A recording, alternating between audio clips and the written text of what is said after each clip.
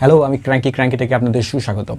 জিমেইলের জায়গা যেভাবে খালি করবেন, কারণ জিমেইলের জায়গাগুলো খালি করা খুব প্রয়োজন। তাছাড়া হবে কি, আপনার যদি স্টোরেজ ফুল হয়ে যায়, কারণ গুগলের পক্ষ থেকে আপনার 15 জিবি পর্যন্ত স্টোরেজ দেয়, তারপর যদি সেই স্টোরেজটা ফুল হয়ে যায় তাহলে নতুন জিমেইল কিন্তু আর আসবে না।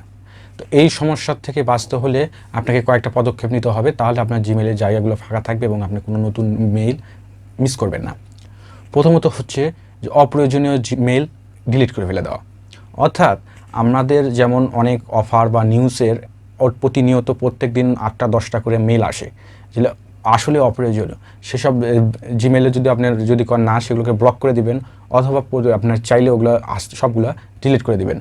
তাহলে হবে কি, আপনার জিমেলের জায়গাগুলো ফাঁকা থাকবে। কারণ অনেক সময় করে কি, ওসব নিউজ লেটারের থেকে আপনার পিডিএফ ফাইলগুলো দেয়। সেই পিডিএফ ফাইলগুলো যদি পাঠায় তাহলে সেই পিডিএফ ফাইলগুলো মোটামুটি অনেক জায়গা দখল করে থাকে। একটা সামান্য জিমেল এবং সেই জিমেলের সাথে যদি পিডিএফ আসে তাহলে সেই পিডিএফের জন্য আলাদা করে জায়গা অনেক দখল করে ফেলে।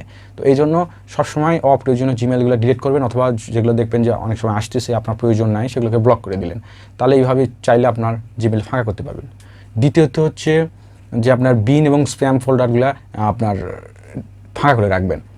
বিন বলতে কি, আপনি যেসব মেল ডিলিট করছেন সেগুলো রিসাইকেল বিনে যে জড়ো হয় জিমেলে, সেক্ষেত্রে সেটাকে বলে বিন। তো আপনি ওখানে যাওয়ার পর ওখান থেকে আবার ডিলিট করলে তবে জ্ঞান সেই মেলগুলো সম্পূর্ণভাবে ডিলিট হয়। কারণ আপনার যদি প্রাইমারিতে যদি আপনার কোনো মেল ডিলিট করেন সেগুলো যা রিসাইকেল বিনেতে জমা হয়, সেখান থেকে আপনি ডিলিট করলে জ্ঞান একদমভাবে ডিলিট হয়ে যায়। আর স্প্যাম ফোল্ডার, অনেক সময় অনেক স্প্যাম মেলগুলো আসে। আবার ওই কোনো যদি আপনার কোনো ওয়েবসাইটে যা যদি আপনার ভেরিফিকেশান মেল আসে, অনেক সময় সেটা স্প্যাম মেলে জমা হয়ে থাকে।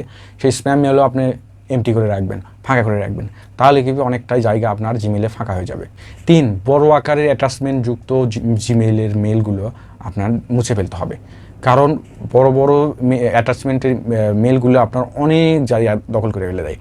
আপনার এই দিককার 50টা মেইলের জায়গায় একাই একটা বড় আকারের অ্যাটাচমেন্টের মেইল জায়গা দখল করে ফেলে দেয়। তো এই জন্য অপ্রয়োজনীয় যেসব অ্যাটাচমেন্টযুক্ত মেইল সেগুলোকে আপনাকে ডিলিট করে ফেলতে হবে। তাহলে দেখবেন যে অনেকটা জায়গা ফাঁকা হয়ে যাবে। 4, নিউজ লেটার আনসাবস্ক্রাইব করা। নিউজ লেটার যেসব মেল আসবে সেসব মেলকে আনসাবস্ক্রাইব করে দেওয়া, যাতে সেই মেলগুলো ভবিষ্যতে আর না আসতে পারে।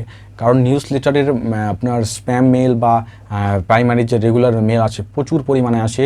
দেখবেন যে দিনে 15টা থেকে 20টা করে দিচ্ছে। দিনে 15টা দিলে মাসে কতগুলো হয়ে যায়, বছরে কতগুলো হয়ে যায়, যেগুলো আপনার প্রচুর জায়গা করবে। আপনার দেখবেন যে শেষমেশ আপনার প্রয়োজনীয় যেসব মেল সেসব মেলে আপনার খুঁজে পাচ্ছেন না, বা সেটা আপনার প্রয়োজনীয় জায়গায় আপনি পাচ্ছেন না। যখন খুঁজছেন পাচ্ছেন না, দেখছেন যে অনেকগুলো মেলের মাঝখানে লুকিয়ে আছে।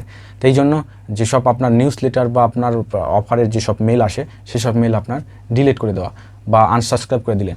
আনসাবস্ক্রাইব করলে হবে কি, সেটা ভবিষ্যতে আর আসবে না।